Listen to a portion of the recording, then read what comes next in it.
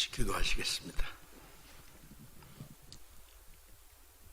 우리를 사랑하시는 거룩하시고 자비로우신 하늘에 계신 우리 아버지 하나님, 하나님을 멀리 떠나 죄 가운데 행하던 저희를 불쌍히 여기시고 주 예수님께서 우리 대신 죽으시고 우리가 받아야 할 저주와 심판을 담당하시고 주님이 흘리신 그 보배로운 피로 우리의 죄를 영원히 씻어주시고 다시는 심판과 저주를 받지 않게 하시고 주님이 부활하심으로 우리에게 영원한 생명과 영광스러운 소망을 주신 그 모든 은혜를 인하여 감사와 찬송과 영광을 우리 아버지 하나님께 돌립니다.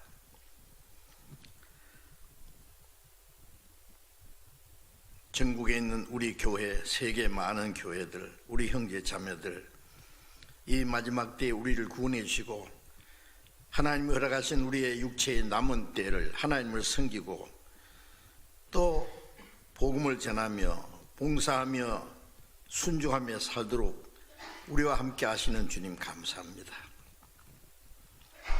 주님이 말씀하신 대로 마지막 때에 일어날 징조가 우리 앞에 너무나 확실하게 나타남을 보고 다시 오실 주님이 오실 날이 가까운 것을 저희들이 압니다. 이제 이 어려운 때에 자유롭게 우리가 모여서 교제하고 복음을 전하지 못할지라도 어려움 중에서 고난 중에서 또 이런 세상의 재난 중에서도 더욱 주님을 의지하고 말씀에 순종하며 또 우리에게 복음을 전할 수 있는 기회를 주신 주님 감사합니다. 주님, 우리에게 더욱 주를 의지하는 믿음과 용기와 힘을 주셔서 결코 실족하지 않고 주님이 우리에게 마지막 때에 맡기신 거룩한 사명을 온전히 이룰 수 있도록 도와주시고 이 재난이 속히 끝남으로 하나님이 허락하신 마지막 때에 잠깐 동안이라도 우리에게 더욱 기회를 주셔서 주님의 복음을 전하고 못다한 충성을 다할 수 있는 그러한 시간들을 허락해 주시기를 주님께 간구합니다. 이 시간 또 우리가 주님 앞에 함께 모여서 말씀을 배울 수 있도록 인도해 주신 주님 감사합니다. 한자리에 함께 모이지 못하지만은 각 있는 곳에서 또 온라인을 통해서 말씀을 사모하는 모든 형제 자매들 주님이 함께 하시고 친히 도와주셔서 주님이 우리에게 나타내시고자 원하시는 말씀을 듣고 깨닫고 더욱 주님을 의지하는 믿음과 힘을 얻을 수 있도록 도와주시옵소서. 병 중에 있는 사람, 연약한 중에 있는 사람, 여러 가지 곤란 중에 있는 사람들 일일이 주님의 거룩한 손에 부탁합니다. 주님이 우리의 연약함을 담당하시고 더욱 능력의 손으로 붙들어 세워주시옵소서. 이 시간 주 성령님께서 친히 인도해 주시기를 간절히 의지하오며 주 예수님 이름으로 기도드렸습니다. 아멘. 우리 성경 마태복음 28장을 읽겠습니다.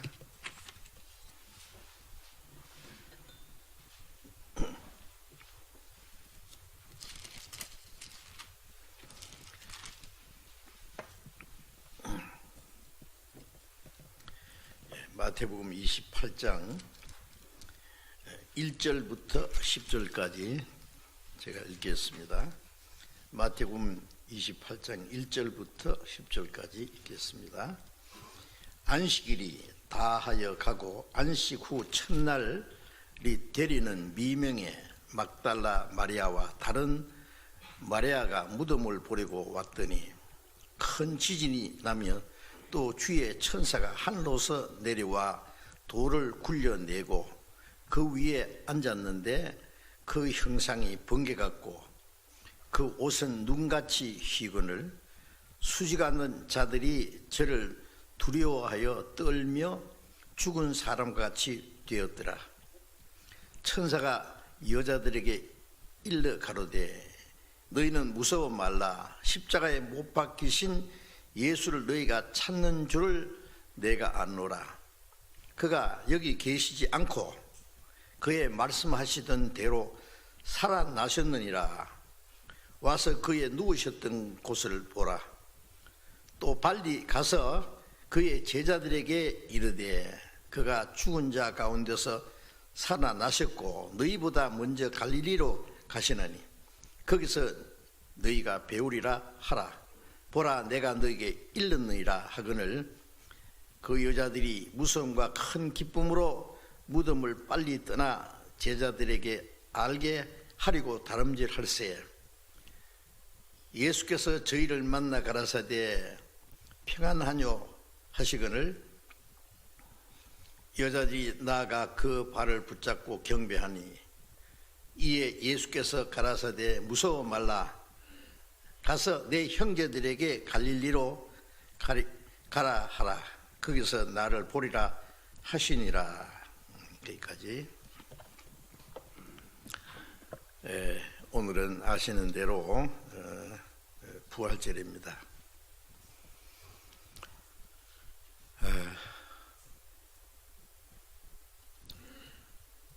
예수님의 탄생하신 날은 성경에 기록되어 있지 않기 때문에 아무도 알 수 없습니다.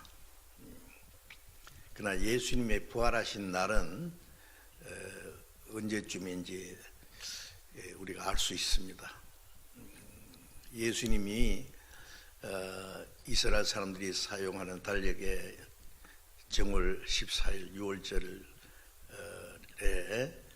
십자가에 돌아가셨습니다. 그리고 6월절 후 첫 안식일이 되는 날 아침에 주님이 부활하셨습니다. 돌아가시고 3일 만에. 그렇기 때문에 예수님의 부활하신 그 때는 우리가 거의 정확하게 알 수 있습니다. 그때가 우리 양력으로 주로 4월 초쯤 해당이 됩니다. 4월 초나 중순이나.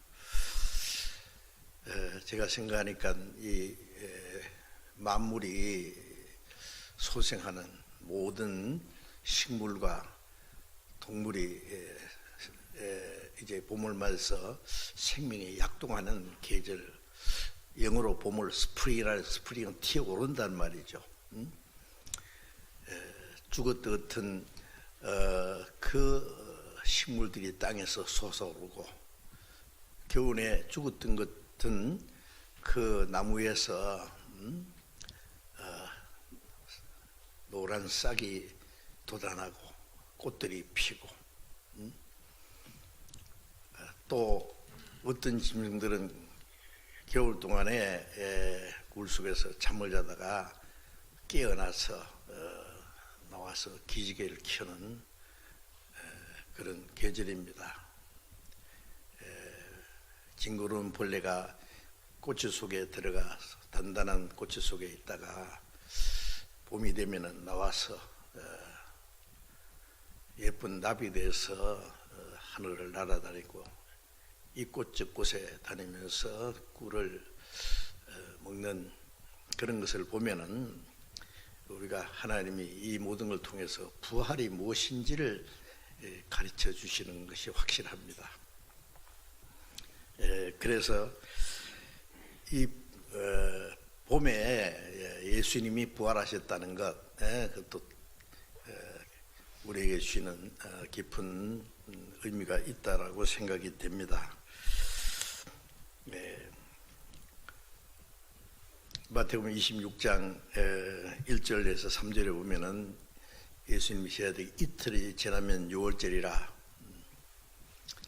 인자가 십자가에 못 박기 위해서 팔리우리라. 그리고 고난을 받고 제3일에 살아나야 하리라고 예수님 죽으실 것과 부활하실 것을 몇 차례 말씀하신 내용이 나옵니다. 그리고 예수님의 부활은 갑작스레 된 일이 아니고 구약에서부터 시작해서 하나님이 작정하셨고 선지자들이 예언한 그대로 된 겁니다. 그래서 고린도전서 15장 3절에 보면은 내가 받은 것을 너희에게 전하였노니 이는 성경대로 그리스도께서 우리 죄를 위해서 죽으시고 장사 지낸 바 되었다가 성경대로 사흘만에 다시 살아나사 그랬습니다. 바울 사도가 전하는 복음의 내용이 성경대로 구약 성경대로 그리스도께서 우리 죄를 위해서 죽으시고 장사 지낸 바 되었다가 성경대로 사흘 만에 살아났다. 그 한 절 안에 성경대로라는 말을 두 번 거듭 말씀했습니다. 그러니까 예수님의 부활은 구약 성경에 여러 번 예언된 대로입니다. 그 레위기 23장에 보면은 이스라엘 사람들이 지키는 7절기 중에 유월절이 있고 무교절이 있는데 유월절이 지난 이후에 초곡절이 또 있습니다. 7일간 지키는 무교절뿐 아니라 초곡절은 유월절이 지난 이후에 안식 후 첫날 초곡절입니다. 그 초곡절은 예수님께서 부활하실 것을 미리 말씀하신 것이죠. 예수님이 부활의 첫 열매로 다시 살아나실 것을 말씀하신 겁니다. 하나님이 하신 많은 일들이 있지만은 천지 만물을 창조하시고 우주를 지배하시고 다스리시고 역사를 다스리시는 많은 일들이 있지만은 하나님이 하신 일 중에 가장 큰 일이 뭐겠습니까?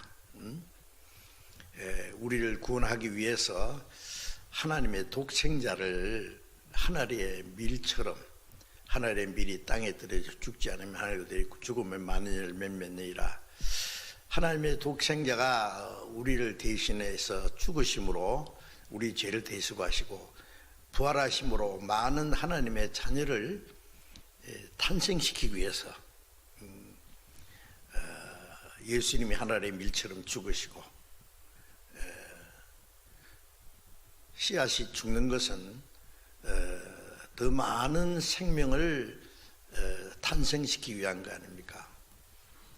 예수님이 십자가에 죽으신 것은 우리 죄를 대속하실 뿐 아니라 많은 하나님의 아들을 탄생시켜서 하나님 나라 데려가시기 위해서 하신 일입니다. 그래서 많은 하나님의 자녀를 탄생시키기 위해서 하나님의 독생자가 하늘의 밀처럼 죽지 않으면 안 되는 그 일을 하나님이 이루셨습니다. 예수님의 죽음과 부활하심으로 우리를 구원해서 하나님의 자녀가 되게 하는 이 일보다도 하나님이 하신 일 중에 더 큰 일은 있을 수 없습니다. 앞으로도 하나님은 그보다 더 큰 일을 할 수도 없지요. 그래서 시편 16편 10절부터 11절에 보면은 하나님이 그 거룩한 자를 썩지 않게 하실 것이라. 내게 생명의 길을 내게 보이셨으니 영원한 생명을 주시기 위해서 예수님을 죽으셨지만은 예수님의 몸이 썩지는 않았죠. 하늘의 밀 알갱이가 그 씨앗이 떨어져서 부서지고 껍질이 깨지지만은 죽지는 않습니다. 썩지는 않습니다. 죽는다는 건 자기 희생이죠. 썩으면은 아무 열매도 못 맺히죠. 예수님은 죽으셨지만은 썩지 않고, 예수님 우리 육신으로 지은 죄를 대속하기 위해서 죄 없는 예수님이 죽으셨지만은 그 몸이 썩지 않았습니다. 왜? 부활하셔야 되기 때문에. 그래서 예수님은 죽으시고 사흘 만에 부활하셨습니다. 생명의 길로 우리에게 보이시고 우리에게 영원한 생명을 주시기 위해서입니다. 그래서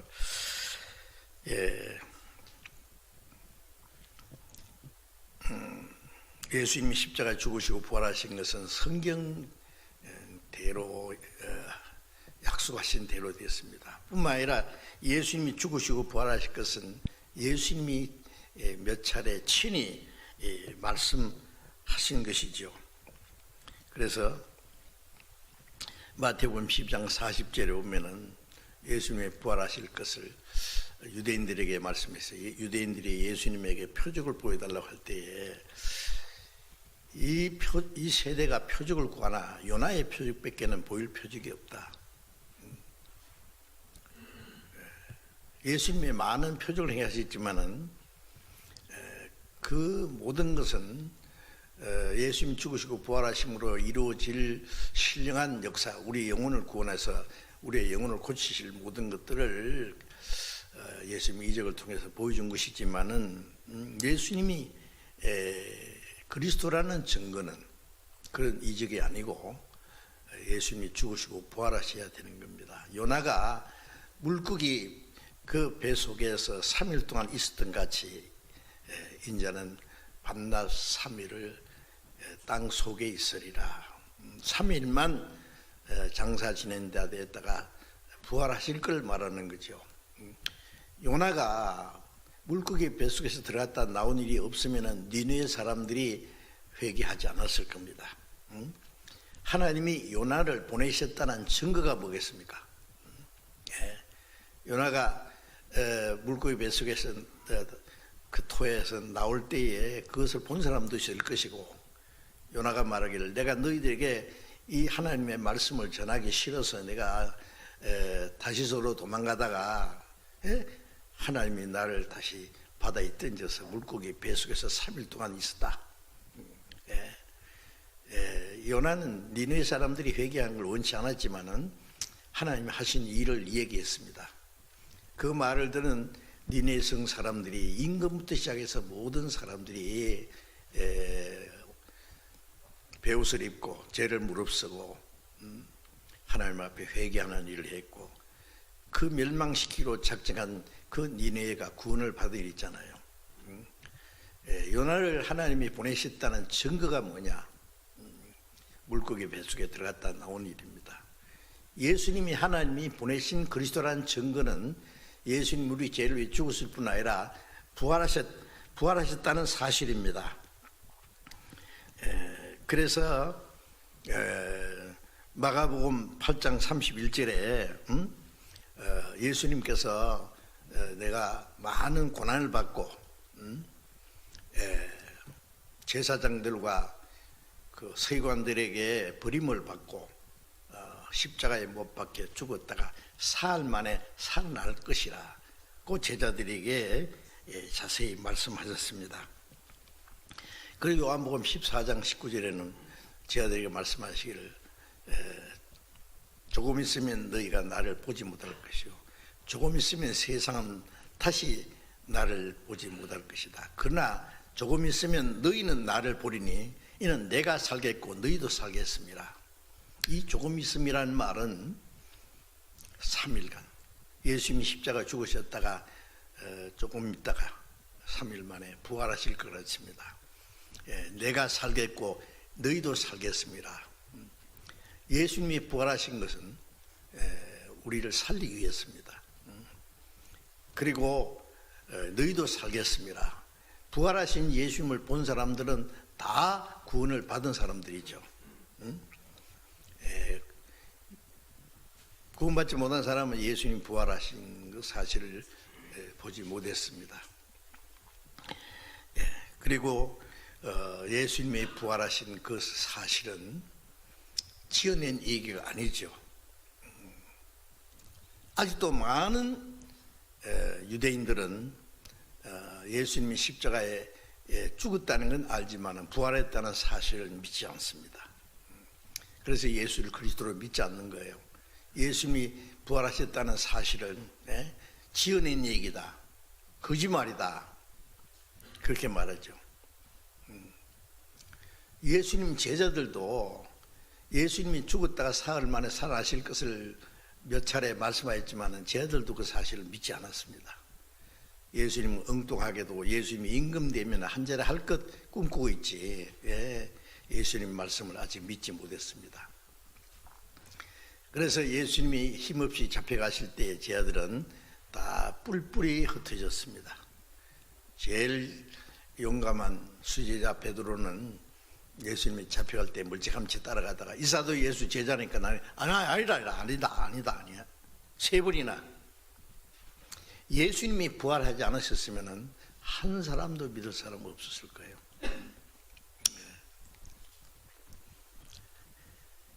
그런데 예수님을 십자가 못 박아 죽인 사람들은 예수님이 하신 말씀을 기억하고 있었습니다. 그래서 빌라도에 가서 하는 말이 저 미혹하는 자가, 예수님을 미혹하는 자라 했죠.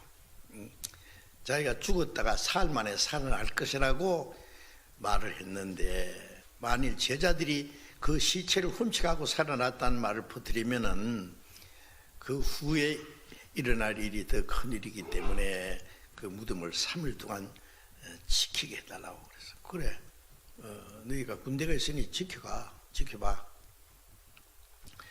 무장한 로마 군인들이 예수님 무덤에 큰 돌을 갖다가 막아놓고 총독의 인을 딱 봉하고 아무도 손도 못 대게 해놓고 밤낮 3일을 지켰잖아요, 무덤을.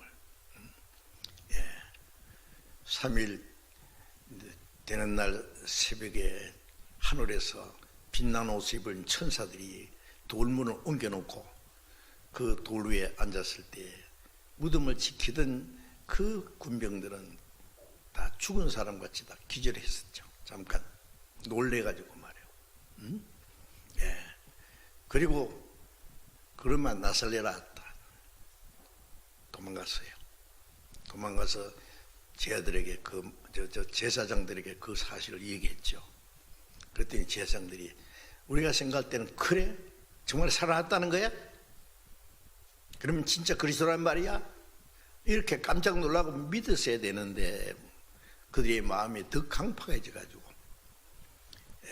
우리 시키는 대로 너희 졸고 잠자고 있을 때 제자들이 그 시체를 훔쳐갔다고 해라. 그 말이 총독에 들리면 너희 잘못했다고 벌을 내릴지 모르지만은 우리가 잘 얘기해서 그런 일이 없도록 해줄 테니까, 그러면서 돈을 주머니에 덕북 넣어주면서 그 거짓말을 퍼뜨리겠잖아요. 그 거짓말이 아직까지 유대인들 속에 돌아다니는 겁니다. 살아나지도 않는 예수를 살아났다는 제자들이 퍼뜨린 그 거짓말을 지금까지 믿고 있다고. 그건 말도 안 되는 소리죠. 예수님 말씀하신 대로 사흘 만에 살아나셨고 무덤 문은 열렸습니다. 그래서 마태복음 28장에 보면은 제자들은 뿔뿔이 흩어졌지만은 예수님을 따라 섬기던 여인들이 십자가 밑에까지만 간 것이 아니라 예수님이 무덤에 장사된 거 어디 장사된지도 잘 지켜봤어요. 아리마다 요셉이라는 부자가 자기가 판 새 무덤에다가 예수님을 모셨잖아요. 큰 돌로 그 무덤 문을 막는 것까지 봤어요.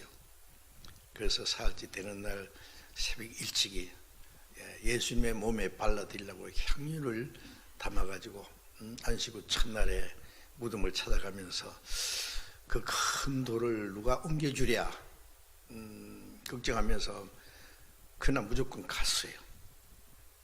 가보니까 벌써 무덤을 지키던 군병들은 다 도망가고 없고 무덤 문은 열려 있었습니다.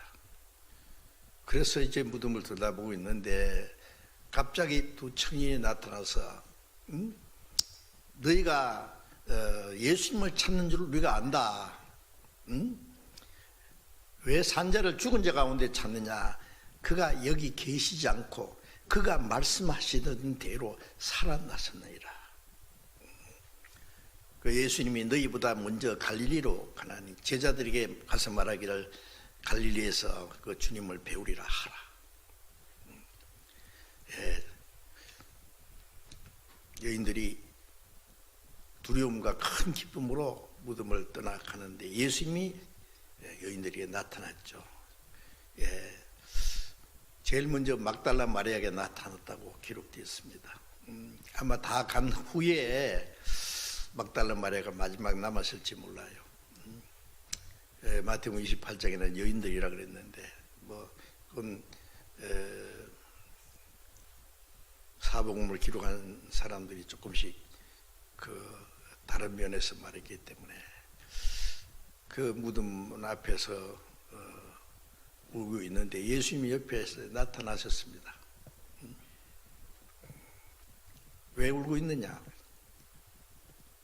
동산직인 줄 알고 당신이 그 시체를 옮겼거들랑 주세요. 내가 가지고 가겠습니다. 이 여인이 어떻게 예수님의 시체를 떼매고 가려고 했는지 어쨌든 가져가겠다는 거예요. 예수님이 마리아야고 부르셨습니다. 평소에 그 음성이 똑같은 음성이었어요. 마리아가 깜짝 놀래 예수님을 봤습니다. 예수님을 만지려고 하니까 만지지 마라. 내가 아버지께 올라가지 않았다. 빨리 제자들에게 가서 내 형제들에게 나의 아버지 너희 아버지 나의 하나님 너희 하나님께 올라간다 하라. 요한복음에 그렇게 기록이 되어 있지 않습니까? 어쨌든 제일 먼저 여인들이 예수님 부활하신 예수님을 보았고 그리고 고린도전서 15장에 보면은 사흘 만에 부활하신 예수님이 12제자에게 여러 번 나타났고 어떨 때는 500년 형제에게 동시에 나타났고 마지막에 만삭되지 못하여 난 자 같은 이 사울에게 나타났다. 바울이죠. 그리고 그 예수님 부활하신 예수님을 본 사람들이 태반이나 살아있고 어떤 이는 잠들었다. 부활하신 예수님을 본 사람들이 태반은 돌아가셨고 나머지 아직은 많이 살아있다. 그때 고린도전서가 기록되었으니까. 부활하지도 않는 예수님이 부활하셨다는 그 거짓말을 퍼뜨리고 있어야 제자들이 죽기까지 하라고 생각할 수 있습니까? 도마는 내가 보기만 한 게 아니라 예수님의 그 손에 못자국 만져보고 옆구리에 창자국에 내 손을 넣어보지는 않고는 못 믿겠다고 예수님이 친절하게 그래 만져봐. 만져보고라도 믿어라. 믿음 없는 자가 되지 마라. 말씀하셨잖아요. 자, 예수님이 죽으신 것도 보았고 부활하신 것도 보았고 40일 동안이나 자주 나타나서 성취하시는 예수님을 본 제자들이 이제는 무슨 의심이 있겠어요? 무슨 두려움이 있겠어요? 담대히 주님을 증거했죠. 예수님을 죽인 유대인들이 말하기를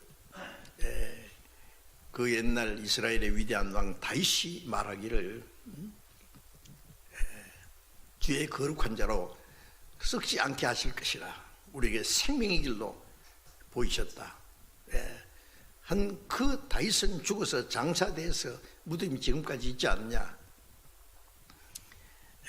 그러나 예수님은 다시 살아나서 예수님 무덤에는 아무도 없다.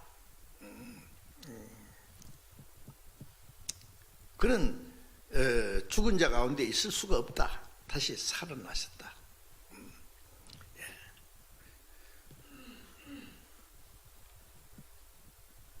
저희들은 유대인들을 죽인 유대인들이 죽인 예수님을 담대히 증거했잖아요. 너희들이 죽인 예수를 하나님이 살리셨다. 우리는 이 일의 증인이다. 하나님이 다시 살리시고 주와 그리스도가 되게 하셨다. 담대히 증거했습니다. 제자들이 그 예수님의 부활하심을 본 사람들이 담대히 증거하는 거 보면은 그것이 예수님의 부활하신 사실을 또 하나 증거하는 것을 우리가 알 수 있습니다. 그래서 예수님의 부활하심을 본 사람들이 살아있을 때 예루살렘부터 온 유대와 사마리아와 저 로마까지 복음이 힘있게 전파됐잖아요. 이제 예수님의 부활하심과 우리와의 무슨 관계가 있는가? 오늘 말씀 제목이 그리스도의 부활과 우리라는 제목을 정해봤는데, 예수님이 혼자 부활하시고 올라가시고 그것으로 끝난 게 아니라 예수님의 죽으심과 부활과 성천은 전부가 하나님이 우리를 위해서 하신 일이죠. 그래서 예수님의 죽으심은 우리의 죄를 대속하신 거죠. 부활하신 것은 예수님이 우리 죄를 영원히 사하신 그리스도라는 것을 증거한 거죠. 예수님이 만일 죽으셨지만은 십자가에 죽으셨어도 부활을 안 했다면은 누구 말대로 예수님은 정말 억울하게 죽으셨는지 자기 죄 때문에 죽으셨는지 그가 그리스도인지 알 길이 없습니다. 그러나 예수님이 다시 살아나심으로 로마서 8장 24절에 보면 34절에 보면은 누가 우리를 정죄하리요? 죽으실 뿐 아니라 다시 살아나시는 이는 그리스도 예수시니 그는 하나님 우편에 계신 자요 우리를 위하여 간구하시는 자시니라. 누가 정죄하려 하면 그 말은 어떤 사람이 몽땅 평생 갚아도 못 갚을 빚을 짊어졌는데 이제 꼼짝없이 잡혀가서 벌을 받든지 종이 돼야 되는데 어떤 사람이 그 사람을 대신해서 그 많은 빚을 다 갚아줬다고 합시다. 갚아주고 그리고 빚을 다 갚았다는 영수증을 다 써서 이제 그 빚진 사람에게 주고 그리고 그 갚아준 사람이 건강하게 살아있다면 누가 그 사람을 정죄할 수 있겠습니까? 심판할 수 있습니까? 빚쟁이가 아무리 좀 나쁜 사람이라 할지라도 그 사람에게 다시 빚을 받으려고 무슨 꾀를 쓸 수 있겠어요? 주님이 우리를 위해서 죽으시고 우리 죄를 대신해서 영원한 속죄를 이루시고 요한복음 19장 3절에 십자가에서 다 이루었다. 뭘 다 이뤘냐? 영원한 속죄를 다 이루셨잖아요. 그리고 부활하시고 제자들에게 나타나서 요한복음 19장 20절에는 제자들에게 나타나서 손과 옆구리를 보이시면서 너에게 평강이 있을지어다. 평강이 있을지어다. 그도 말씀하시죠. 예수님이 죽으신 거 우리 죄를 대신 부활하신 것은 우리 죄를 다 했다는 증거입니다. 이 말씀 속에 가장 거룩한 말씀이 가장 중요한 말씀이 뭡니까? 주님이 우리를 대신해서 죽으셨다. 그가 찔리면 우리 허물이라 그가 사면 우리 죄악이랍니다. 그가 징계를 받으면 우리가 평화를 누렸다. 그가 채찍에 맞으면 우리가 나음을 받았다. 다시 심판받을 수 없게 했다. 우리 죄를 대신해 죽으실 뿐 아니라 다시 살아나시는 예수님, 그 예수님이 하나님 앞에 우리 증인으로 살아계신데 누가 감히 우리를 정죄하리요? 이 성경이 예수님의 피로 우리 죄를 영원히 갚았다고 하는 예수님의 피로 도장을 친 하나님의 약속이잖아요. 그리고 부활하신 예수님, 영원한 하나님 앞에 살아계시는 영원한 대제사장으로 우리를 위해서 지금 중보의 기도를 하시고 있다 그 말이에요. 근데 누가 우리를 정죄하리요? 지금도 우리를 위해서 중보자로서 살아계시는 예수님. 히브리서 1장 3절에 죄를 정결케 하는 일을 하시고 높은 곳에 계신 위엄의 우편에 앉으셨다. 자기 피로 영원한 속죄를 이루신 주님, 단번에 성소에 들어가셨다. 그리고 지금도 하나님 앞에 우리를 위해서 중보의 기도를 하고 계신다는 말씀이에요. 예수님이 부활하지 않았으면 우리 죄가 사해진 사실을 믿을 수가 없어요. 고린도전서 15장 17절에 그가 부활하지 않았으면 너희는 여전히 죄 가운데 있을 것이요 우리의 믿음도 헛것이다 라고 말씀해요. 그러니까 예수님의 죽으신 뿐 아니라 부활하신 것은 우리가 직접 관계되는 겁니다. 예수님의 죽으심은 우리 죄를 대속하신 것이고 우리가 받아야 될 저주와 심판을 대신 받아요. 부활하신 것은 우리 죄를 영원히 사했다는 그 보증으로 부활하신 것이죠. 그 성신하신 예수님은 지금도 하나님 앞에 살아계시잖아요.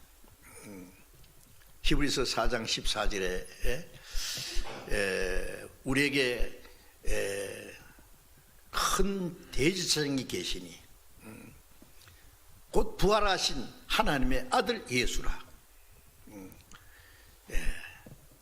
우리에게 하나님 앞에 대제사장입니다. 큰 대라는 앞에다 큰 자를 하나 더 붙였어요. 큰 대제사장이 계신다. 부활하신 하나님의 아들 예수 그리스도. 그분이 우리를 위해서 자신을 속죄제물로 드렸을 뿐 아니라 하나님 앞에 지금도 살아계셔서 우리를 위해서 기도하고 계시는 겁니다. 욥은 예수님이 오시기 훨씬 전 한 1000여 년 전 사람이지만은 욥이 말하기를 욥기 16장 19절에 나의 증인이 하늘에 계시고 나의 보인이 높은 곳에 계시니라. 나의 증인이 하늘에 계시고 나의 보증인이 내 죄를 대속하신 보증인이 높은 데에 계시니라. 또 욥기 19장 25절에는 나의 구속자가 살아계시니 후일에 그가 땅에 서실 것이라. 나의 구속자가 지금도 살아계신다. 후일에 땅에 서실 것이다. 재림하실 까지 얘기했습니다. 그분이 멀지 않아 다시 오실 거예요. 그리고 요한일서 2장 1절에는 구원받은 그리스도인이 혹 죄를 범할지라도 우리에게 대언자가 있으니 곧 살아계신 예수 그리스도시라. 우리의 대언자입니다. 대언자, 변호사입니다. 우리가 혹 잘못해도 그 죄까지 주님, 내가 저 사람 죄 때문에 죽었지 않습니까? 이 피를 보세요. 물론 하나님도 만족해 하십니다. 그리고 히브리서 7장 25절에 그를 힘입어 하나님께 나가는 자는 온전히 구원할 수 있으니 그가 항상 살아서 저를 위하여 간구하십니다. 우리 죽으실 뿐 아니라 살아나신 예수님을 의지해서 하나님께 나갑니다. 그를 의지하여 하나님께 나가는 자를 온전히 구원할 수 있으니 그가 항상 살아서 저희를 위해서 간구하십니다. 우리 위해서 죽으시고 부활하신 예수님 지금도 항상 살아서 하나님 앞에 간구하시기 때문에 온전히 구원하십니다. 완전히 구원하시는 분입니다. 자, 예수님의 죽으심과 부활하심과 성취하신 그 사실, 지금도 살아계신 주님, 우리 중보자로서 증인으로서 살아계신다는 사실이 얼마나 놀랍지 않습니까? 그리고 자, 예수님의 죽으심과 부활은 우리뿐 아니라 온 세상 사람들을 위한 것이지요. 히브리서 2장을 잠깐 보겠습니다. 히브리서 2장 14절 14절 15절 읽겠습니다. 자녀들은 혈육에 함께 속하였으며 그도 또한 한 모양으로 혈육에 함께 속하심은 사망으로 말미암아 사망의 세력을 잡은 자 곧 마녀 매여 종노하는 모든 자를 놓아주려 하심이니. 하나님의 자녀들은 혈육에 속했다는 말은 육신을 입고 온 사람들이잖아요. 혈육에 속한 인간을 구원하기 위해서 그도 예수님도 또한 우리와 같은 한 모양으로 혈육에 속하셨다. 우리 육신으로 지은 죄를 대신하기 위해서 예수님의 육신을 입고 우리 육신으로 지은 죄를 위해서 죽으시고 그리고 육신을 입은 자는 죽어야 되는 거죠. 예수님이 우리의 육신의 연약함을 담당하실 뿐 아니라 우리 육신을 범한 죄를 대속하시고 육신을 입은 자들이 이제 가장 두려워하는 이 사망의 권세를 잡은 마귀를 없애하기 위해서 예수님이 부활하신 겁니다. 사망으로 말미암아 사망의 세력을 잡은 자 곧 마귀를 없애하시며 죄를 범하게 한 놈이 이 마귀고 그리고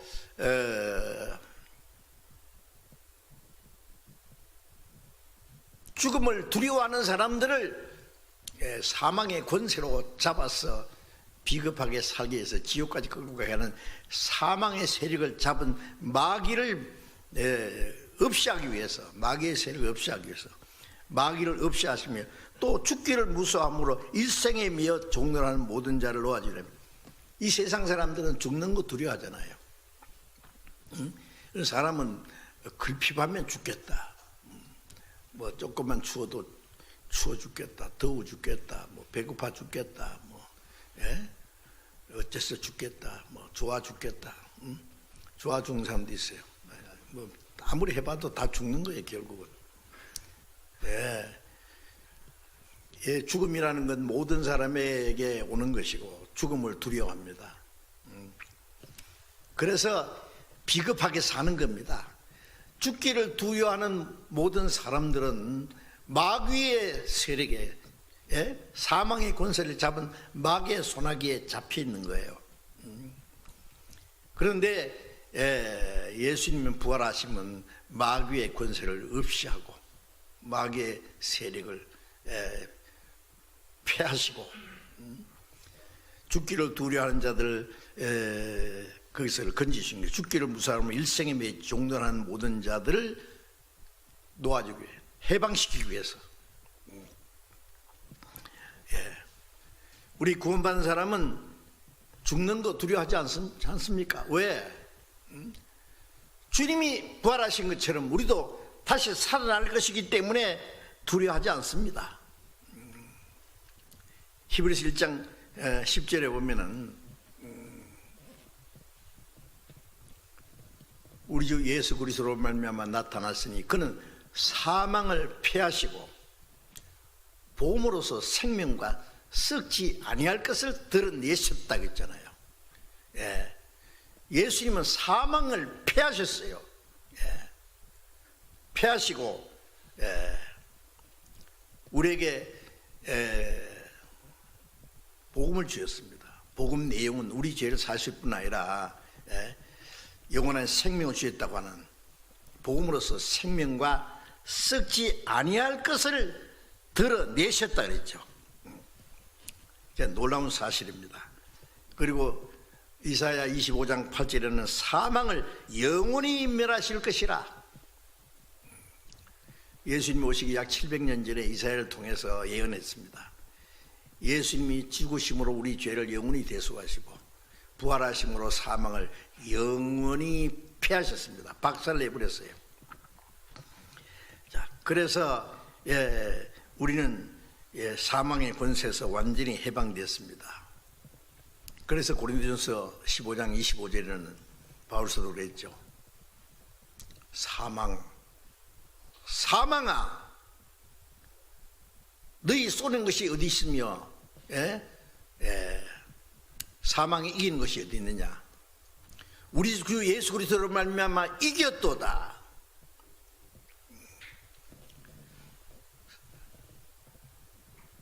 사망은 죄로 말미암아 왔는데 죄의 권세는 율법인데 율법을 범한 죄 저주를 담당하시고 율법을 범한 죄를 대속하시고 사망의 권세를 깨치고 부활하셨는데 사망이 우리에게 무슨 두려움을 줄 수 있느냐. 사망을 위해서 호령할 수 있다. 사망아 너 뭐하고 있느냐. 코바데스라고 하는 그 로마의 그 지하 동굴이 있잖아요. 네로 황제 때 많은 그리스도인들이 순교를 당했을 때 그리스도인들이 그 동굴에 숨어서 살았죠. 그래서 그리스도인들이 잡혀가서 사자의 밥이 되고 혹은 산채로 불에 태워 죽고 여러 가지 죽임을 당할 때 그리스도인들이 밤에 가서 그 시체를 찾아서 메고 와서 그 카탄kum 굴 속에다가 장사를 지냈다는 거예요. 곳곳에 사망아 너희 이기는 것이 어딨냐. 사망아 너희 쏘는 것이 어딨느냐. 우리 주 예수 그리스도를 만나 이겼도다. 그런 글들이 써 있다는 거예요. 제가 카탄kum 굴 속에 들어가 봤죠. 그런데 그 안에 그리스도인들이 모일 수 있는 그 넓은 홀도 있대요. 그 굴 속에. 어쨌든 이 그리스도인들이 이제는 다시는 죽음을 두려워하지 않습니다. 요한계시록 21장 4절에 그 새하늘과 새 땅에는 다시는 사망이 없을 것이다. 다시는 죽음이라는 게 없다고 말해요. 사람은 죽는 것 때문에 두려워하고 죽는 걸 슬퍼하고 죽음은 모든 것의 끝이라고 절망하기 때문에 그러나 데살로니가전서 4장에 있는 말씀처럼 우리는 소망 없는 다른 일과 같이 슬퍼하지 않는다. 죽음에 대해서 두려워하지도 않고 슬퍼하지 않는다. 잠깐 후에 영광스러운 부활의 소망이 있고 영원한 생명이 우리에게 있기 때문에 자 이거 얼마나 놀라운 사실이냐고. 우리가 만일 그런 소망이 없었으면 우리의 육신이 잠깐 살다가 어째 죽을지 모르는 내일 죽을 테니 먹고 마시지 않은 그 전부였다면 얼마나 불쌍한지 아냐고요. 그래서 고린도전 15장에는 바울 사도가 우리도 만일 부활이 없다면 소망이 없다면 우리가 불쌍한 자, 세상 사람보다 더 불쌍한 자. 왜? 그 당시에는 믿는 문제 때문에 더 많은 핍박과 고난이 있었기 때문에 이제 우리는 그 사망이 영원히 다 끝났기 때문에 조금 더 두려워하지 않습니다. 자, 그리고 이 예수님의 그 죽으심과 부활은 우리 그리스도인들이 믿는 믿음의 중심입니다. 중심이죠. 우리가 뭘 믿느냐? 예수 믿는다. 예수 뭘 믿느냐? 근데 예수 믿는 사람들 믿기는 믿는데 하나님도 믿고 예수도 믿는데 구원을 못 받은 이유가 뭐예요? 내용이 없는 거예요. 내용이. 네가 하나님이 한 분인 줄 믿느냐? 잘하는다. 귀신도 믿고 떠내라. 그런 귀신도 믿어요. 유대인들 하나님 계신 거 믿었어요. 그리스도를 죽였어요. 지금도 많은 사람들이 하나님도 믿고 예수도 믿어요. 그런데 왜 구원을 못 받습니까? 내용이 없어. 내용 가장 중요한 걸 안 믿고 있는 거예요. 로마서 10장을 잠깐 찾아봅시다.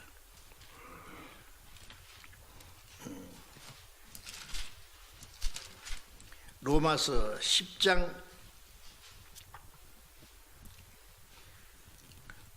9절 10절을 제가 읽겠습니다. 네가 만일 네 입으로 예수를 주로 시인하며 또 하나님께서 그를 죽은 자 가운데서 살리신 것을 네 마음에 믿으면 구원 얻으리니 사람이 마음으로 믿어 의에 이르고 입으로 시인하여 구원에 이르느니라. 뭘 믿느냐? 네 입으로 예수를 주로 시인하고, 주로 시인한다는 것은 성령으로 아니하고는 예수를 주라 할 수 없다 그랬잖아요. 성령이 오셔서 주님이 우리 대신 죽으시고 우리를 위해서 살아나셨다, 그것을 믿는 거 아닙니까? 예.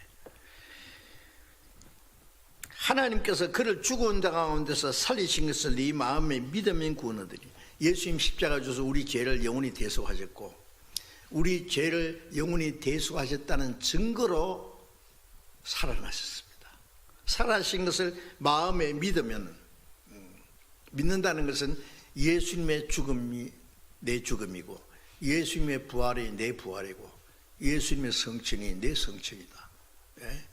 예수님이 죽으시고 부활을 성천하는 건 전부 우리를 위한 겁니다.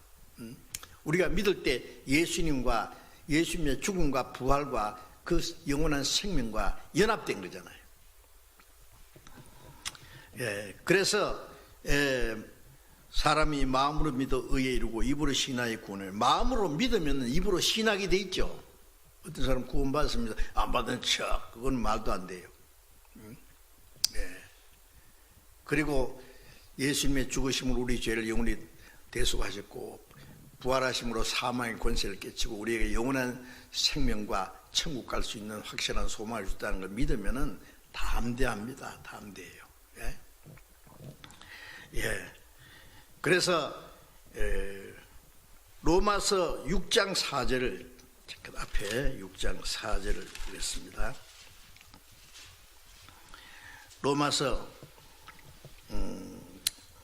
6장 4절.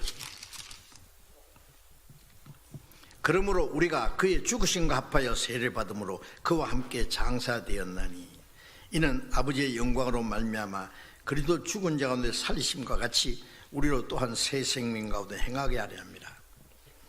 그의 죽으심과 합하여 세례를 받음으로 그와 함께 장사되었다.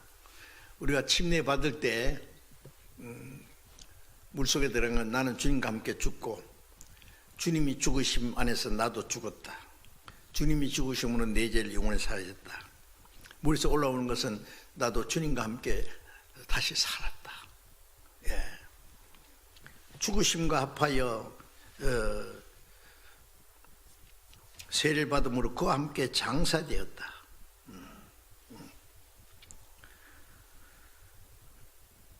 이는 아버지의 영광으로 말미암아 그리스도를 죽은 자 가운데 다시 살리심 같이 우리로 또한 새 생명 가운데 행하게 하려 합니다. 새 생명 가운데서 우리가 새 생명을 주었잖아요. 이제 남은 생에는 죽은 생명이 아니라 새 생명입니다. 5절에 만일 우리가 그의 죽으심과 합하여 연합한 자가 되었으면 또한 그의 부활을 본받아 연합한 자가 되리라. 죽으심과 합하여 연합했으면 부활하심과 연합됐다.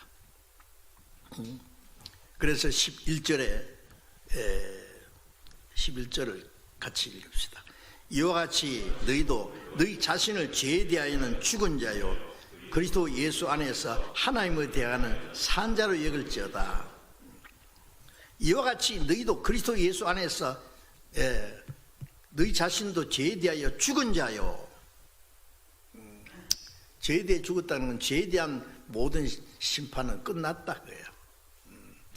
그리고 예수님의 부활하심과 함께 연합했기 때문에 그리스도 예수 안에서 하나님 대하여 산자로 여길지어다.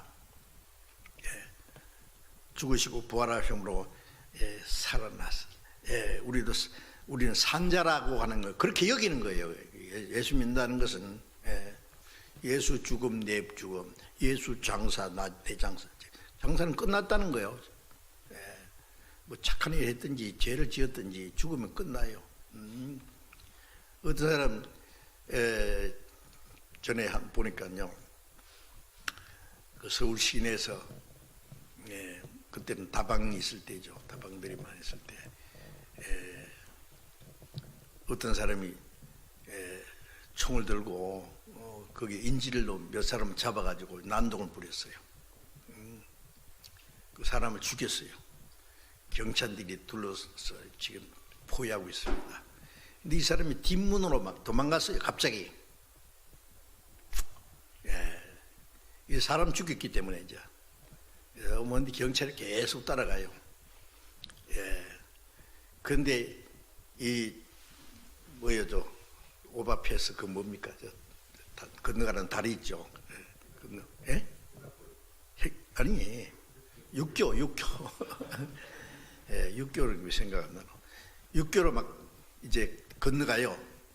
경찰이 따라가요. 그런데 이 사람이 육교에서 뛰어내렸어요. 지나가는 택시에 확 치기 죽었어요. 어떻게 해요, 이제 그 사람? 재판할 수 있어요? 감옥에 가둘 수 있어요?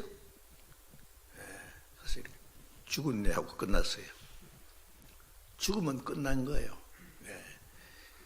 그 예수님이 죽으시면 우리 죄를 위해서 단번에 죽으시며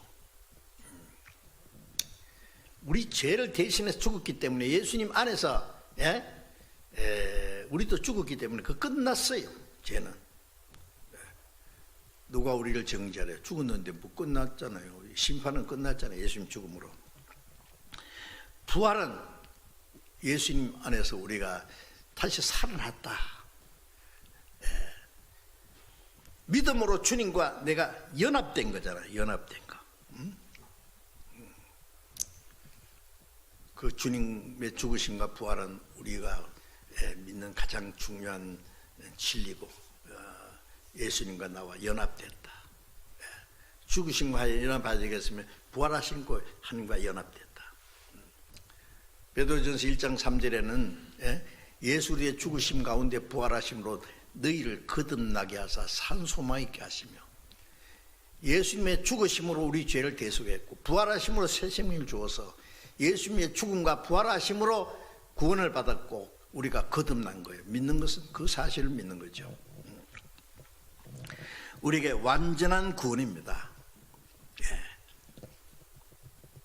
갈라디아 2장 20절에 내가 그리스도와 함께 십자가에 못 박혔나니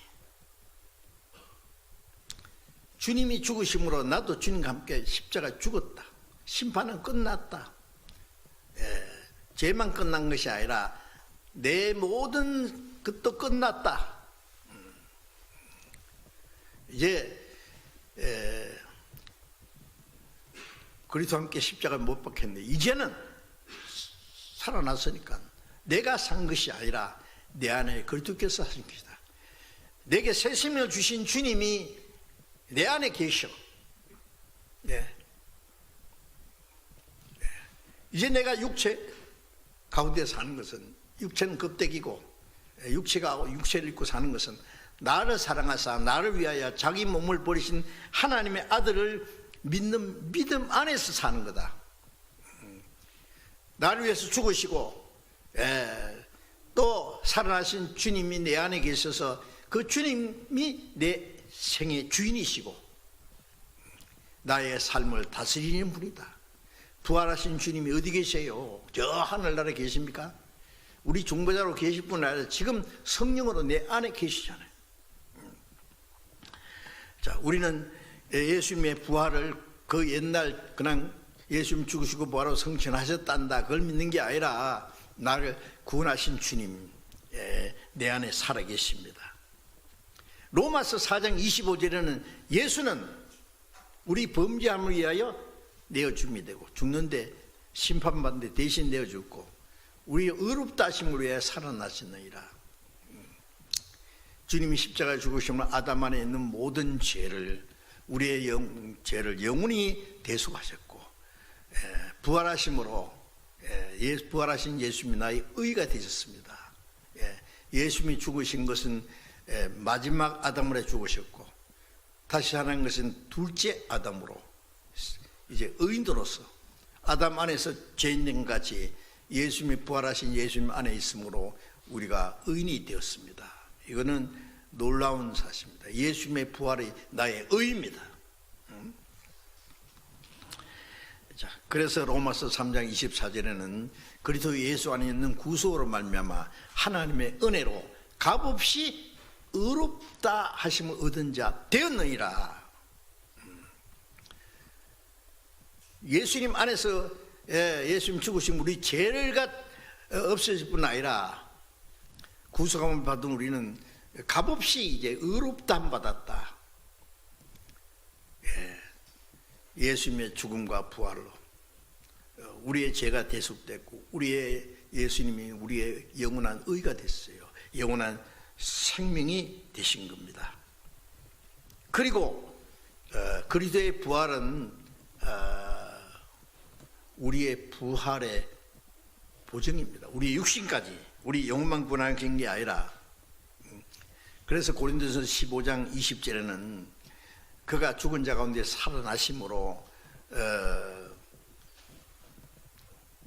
죽은 자들의 첫 열매가 되셨도다. 첫 열매입니다. 첫 열매. 레위기 23장에 보면은 6월절 후에 초국절이 있죠. 초국절에는 이스라엘 사람들이 가나안 땅에 들어가서 첫 열매 한 단을 가지고 흔들어 드리는 거예요. 초국절. 그건 예수님이 부활했을 때 구약 시대의 성도들도 부활했고, 그리고 예수님 함께 구원받은 사람들이 이제 살아날 것 같습니다. 이제 가을에 그 곡식이 첫 열매가 딱 이제 그 벼가 말이죠, 딱 나오잖아요. 그러면 그 다음부터 쫙 이제 열매가 맺히는 겁니다. 예수님의 부활의 첫 열매, 우리는 예수님을 따라서 이제 부활의 생명을 받은 열매들입니다. 부활의 첫 열매가 되도다. 사망으로 살미하면 사람으로 말미암아서 부활도 사람으로 말미암도다. 아담 안에서 모든 사람이 죽음같이 그리스도 안에서 모든 사람이 삶을 얻으리라. 아담이 죄로 죽자마자 그 죽음이 모든 사람에게 주어졌고, 예수님의 부활하심으로 구원받은 사람들은 예수님 안에서 모든 사람이, 구원받은 모든 사람이 삶을 얻었습니다. 이야, 이거 참 놀라운 사실 아닙니까? 우리는 그 사실을 믿는 겁니다. 그래서 요한복음 11장에 보면 죽은 지 나흘 된 나사로를 예수님이 살리셨잖아요. 나흘 됐으니까 벌써 썩어서 냄새나는 거예요.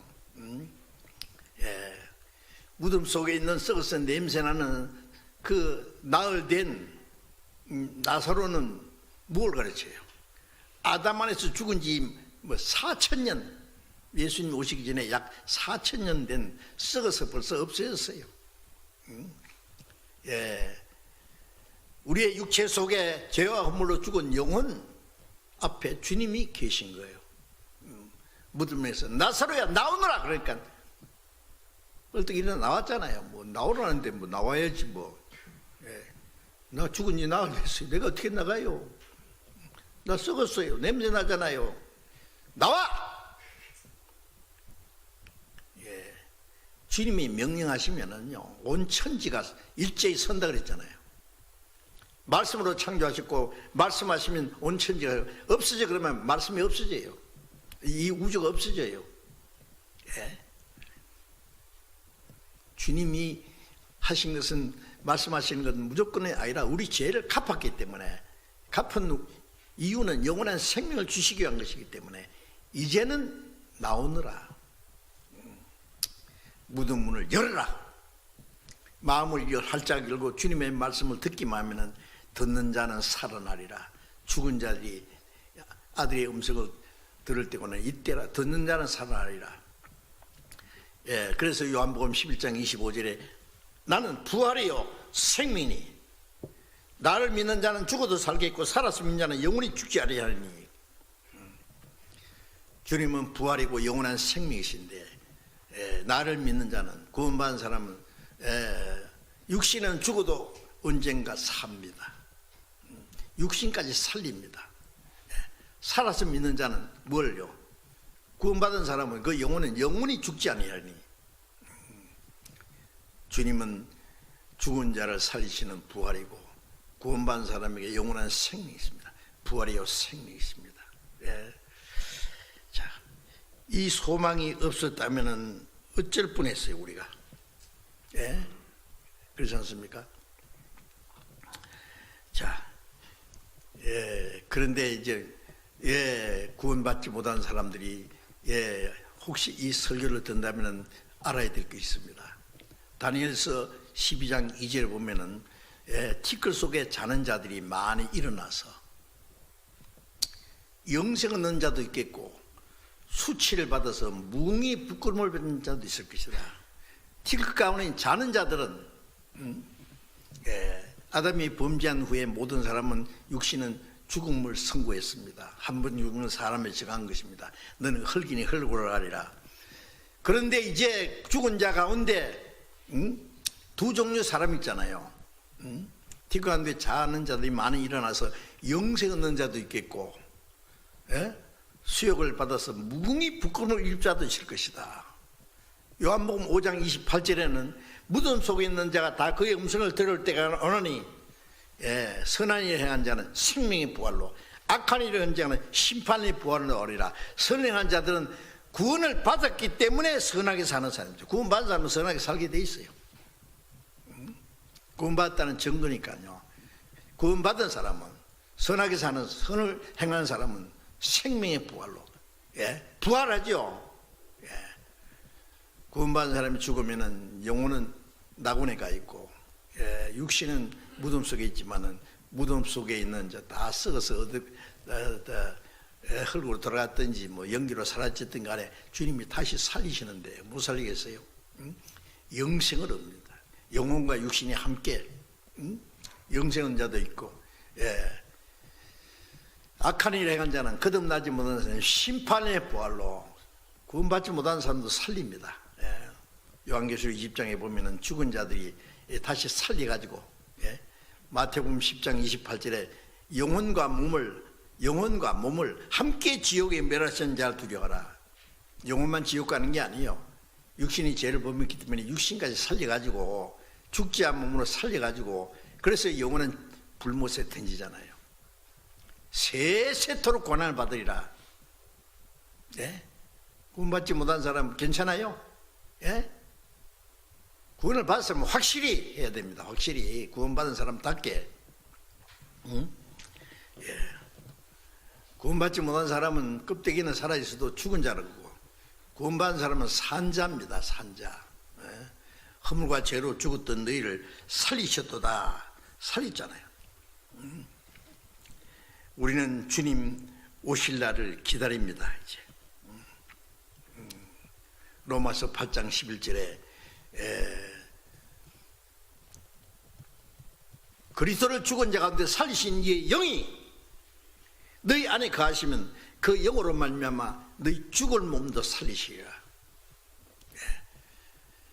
그리스도를 살리신 그 주님의 영이 너희 안에 계시면 그 영으로 우리 죽을 육신도, 영혼만 구원한 게 아니라 죽을 육신도 살리시리라. 그건 잠시 후에 다시 살리실 겁니다. 그래서 고린도전서 15장을 잠깐 보겠습니다. 고린도전서 15장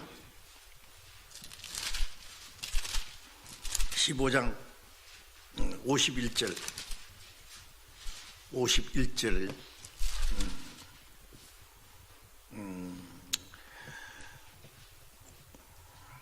51절부터 53절까지 제가 읽겠습니다. 보라, 내가 너희에게 비밀을 말하는 우리가 다 잠잘 것이 아니요 마지막 나팔의 순식간에 혼이 다 변하리니 나팔 소리가 나매 죽은 자들이 썩지 않을 것으로 다시 살고 우리도 변하리라. 이 썩을 것이 불갑을 썩지 않을 것이 있겠고 이 죽을 것이 죽지 않음을 입으리로다. 자, 우리는 주님 다시 오심을 기다립니다. 요즘 일어나는 일들을 보면은요, 확실한 게 하나 있습니다. 주님 오실 날이 너무 가까운 거예요. 그건 분명한 사실입니다. 마지막 때의 징조 크게 처처에 기근과 지진과 온역이 있으리라. 온역이 전염병입니다. 다른 번역에는 전염병이라고 기록되어 있어요. 처처에 기근, 지금 흉년이 세계적으로 지금 우리가 실감 못해서 그런데요, 흉년과 굶어 죽는 사람이 얼마나 많은지 아세요? 아프리카는 지금 메뚜기 떼가 말이요 새카맣게 막 태양을 가린대요. 때가 지나가면 새파란 건 아무것도 없어요. 안 그래도 흉년이 있어서 그런데요. 예. 그것이 지금 인도로, 그 다음에 중국으로, 그래서 어제 얘기 들었는데 중국에서는 이 메뚜기 떼가 벌써 날아오기 시작한 것 같아요. 그래서 메뚜기를 잡아먹는 이 오리를 막 많이 만들어 오리를 훈련시켜 가지고 오리를 닭보다도 잘 잡아먹는다네요. 예. 누가 말하기를 그 메뚜기 떼 그 잡아가지고 볶아 먹으면 좋지 않습니까? 그 메뚜기는 못 먹는 겁니다. 우리 사람은. 예, 아마 그 오이는 먹을지 몰라요. 좌우지간 옛날에 에집트에 하나님이 재앙을 내리실 때 메뚜기 재앙 지금도 있습니다. 세계적인 지금 농사도 안 됩니다. 지금 어디든지 지금 농산물 팔리지도 않고 말이에요. 막 밭에서 갈아 있던 막 배추나 농산물 막 갈아 엎는 거 봤죠. 지금 세계적인 경제 공황이 지금 코로나 바이러스보다도 더 무서운 것이 이제 이 경제 공황일 겁니다. 여러분들 지금 뭐 심상치 않습니다. 지금 키신저가 말하기를 이 코로나 사태가 지나간 후에 세계에 새로운 질서가 세워질 거다. 들으셨죠? 빌 게이츠도 똑같은 말하고, 지금 코로나 바이러스를 치료할 수 있는 그 백신이 나오면은 그걸 사람의 몸에 집어넣을 때 다시 그런 전염병에 걸리지 않는 백신을 넣게 될 거다. 그 대신에 그 안에 무슨 칩이 들어갈 거다. 별소리 다 해요. 하여튼 분명한 것은 주님 오실 날이 너무 가까웠습니다. 아시겠습니까? 적그리스도가 나타나기 직전이에요. 정말 만번의 마지막에 갖고 와서니 정신을 차리라 그랬잖아요. 이런 일이 되는 것보다 일어나 머리를 들라. 너희 구속에 갖고 왔느니라. 이 모든 게 재난의 시작이에요. 마지막 재난이 시작됐어요. 그래도 잠깐 보여주는 거예요. 좀 정신을 차리라고.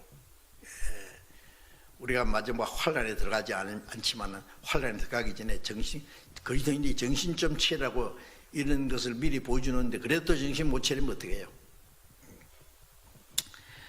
자, 이제 우리에게 이 영광스러운 소망을 주셨습니다. 데살로니가전서 4장 16절에 주께서 호령과 천장의 소리와 하나님의 나팔로 친히 하늘 쫓아 강림하시리니 그리스도 안에서 죽은 자들이 먼저 일어나고 그 후에 우리 살아남은 자들이 저희와 함께 구름 속으로 끌어올려 공중의 주를 영접하게 하시리니 그리하여 우리 항상 주와 함께 서리라. 죽은 자들은 먼저 살아나고 다시 죽지 않는 몸으로 살아나고 살아있는 사람은 살아난 그 부활한 성도과 함께 구름 속으로 끌어올려 휴거돼서 그리스도와 함께 영원히 다시는 헤어지지 않는 우리는 살아서 주님을 맞이할 수 있는 시대에 사는 게 확실합니다.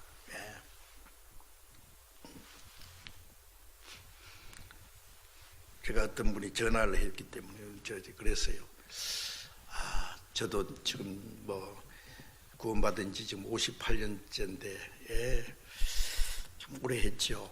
얼마나 갈지 모르지만 그런데 나도 이제 그만할 때가 되지 않느냐 생각하는데 아마 내가 살아있을 때 주님 오실 것 같습니다.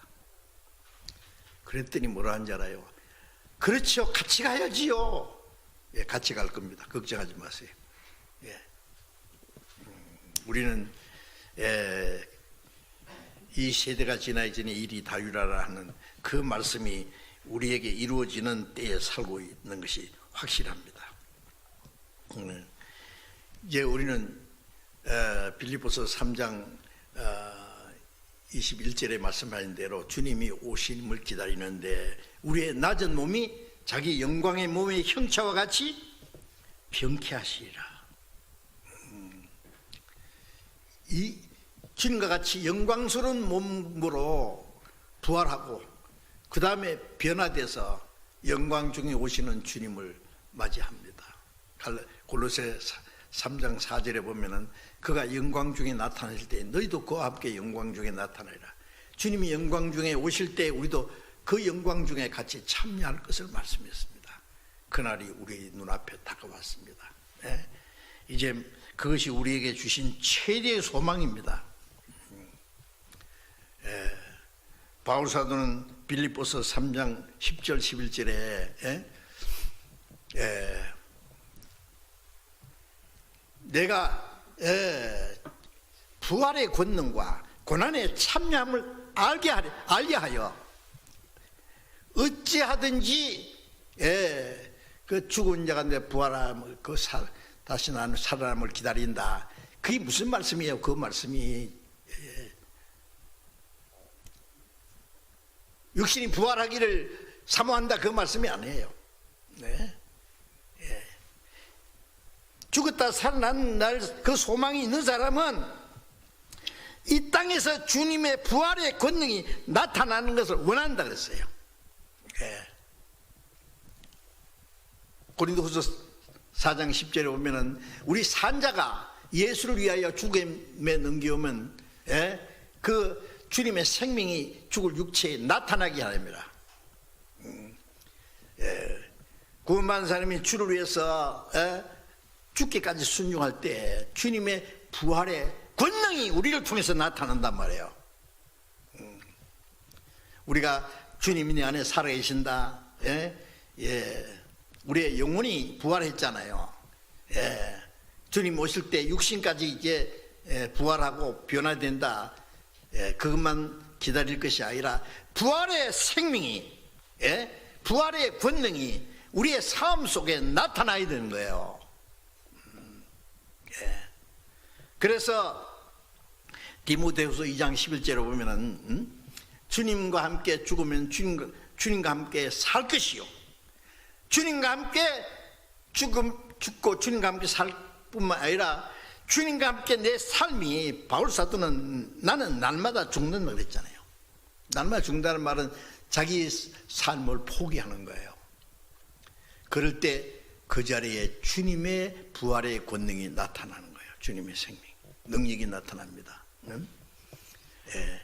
그래서 부활의 권능과 그 고난에 참여함을 알게 하여 우리가 주님의 고난에 참여할수록 주님의 부활의 권능이 우리를 통해서 나타날 겁니다.